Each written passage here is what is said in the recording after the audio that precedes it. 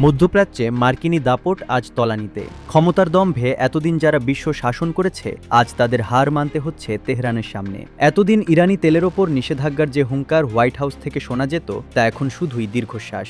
বিশ্ব দেখল মার্কিনী নিষেধাজ্ঞা আসলে একটা কাগজে বাগ। ওয়াশিংটন অবশেষে হার মানল ইরানের ইস্পাত কঠিন সংকল্পের কাছে।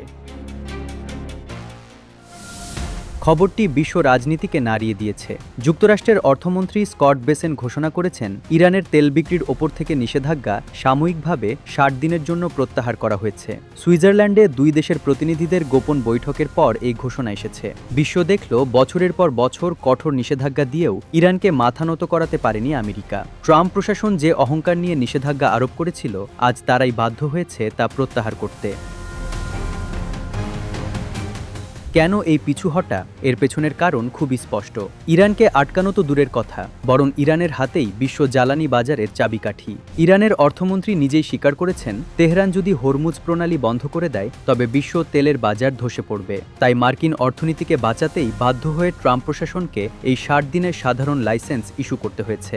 এই লাইসেন্স অনুযায়ী আগামী ২১ আগস্ট পর্যন্ত ইরান বিশ্বের প্রায় প্রতিটি দেশে বাধা ছাড়াই তেল বিক্রি করতে পারবে। ইরানের অর্থনীতির জন্য এটি বড় বিজয়ের মতো। কিন্তু পর্দার পেছনের খেলা আরও গভীর। মার্কিন ভাইস প্রেসিডেন্ট জেডি ভ্যান্স ইঙ্গিত দিয়েছেন, তারা ইরানের জব্দ করা সম্পদ নিয়ে একটি চুক্তিতে পৌঁছানোর চেষ্টা করছেন। মধ্যস্থতাকারী দেশ কাতার ও পাকিস্তানের এক যৌথ বিবৃতিতে বলা হয়েছে, যুক্তরাষ্ট্র ও ইরান আগামী ৬০ দিনের মধ্যে একটি চূড়ান্ত চুক্তিতে পৌঁছানোর লক্ষ্যে একটি রোডম্যাপে সম্মত হয়েছে। অর্থাৎ নিষেধাজ্ঞা প্রত্যাহার কেবল শুরু মাত্র। আমেরিকা আসলে ধীরে ধীরে ইরানের সব শর্ত মেনে নিতে বাধ্য হচ্ছে।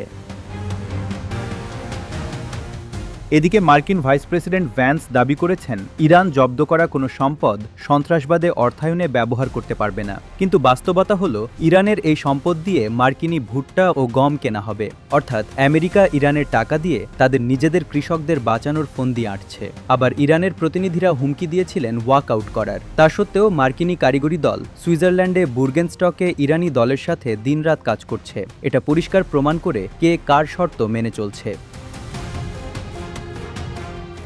মার্কিন সাম্রাজ্যের জন্য এই ঘটনা একটি বড় ধাক্কা। যেখানে চীন বিশ্ব রাজনীতিতে নিজের প্রভাব বিস্তার করছে, সেখানে আমেরিকা নিজের সবচেয়ে বড় শত্রু বলে দাবি করা ইরানকে সামলাতে ব্যর্থ হলো। হরমুজ প্রণালী খুলে দেওয়া এবং IAEA পরিদর্শকদের অনুমতি, এগুলো আসলে আমেরিকার লোক দেখানো শর্ত, যা ইরান মানতে বাধ্য ছিল না।